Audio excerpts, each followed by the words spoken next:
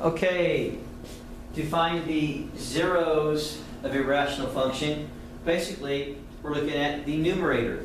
Because if I have a 0 in the numerator, it doesn't matter what I divide by, my answer is going to be 0.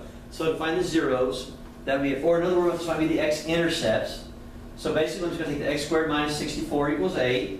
Well, this one's kind of easy. I'm just going to add 64 to each side, and then I square root it, which means, because you can have a positive or negative, because remember, negative 8 times negative 8 also makes answer. So I know the answer is going to be E. Another way that you can find this one here would be to go to your calculator, turn it on, go to my y equals, just clear that one out. And I'm going to do this here. I'm going to do this alpha y equals, and I do this option 1 because guess what? It puts it in a format for me already. So now I can hit my x squared minus 64 on top, arrow down, and do x minus 6, and I can hit graph, and I can see the graph looks something like this here.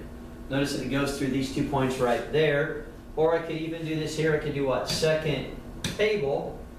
And if you open an arrow, see how 8's closer? I had an arrow to 6. That's because it's going to be a asymptote there. Notice 8 is 0.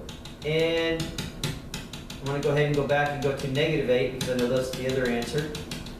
And what I like about this here is the answer is in fraction form. I can get to negative 8. And negative 8 is also 0. So that way you can kind of cheat and get your answers like that too. All right. So let's get out of that particular function there. And that would be how you determine the zeros of a function, especially looking at the numerator and setting it equal to 0.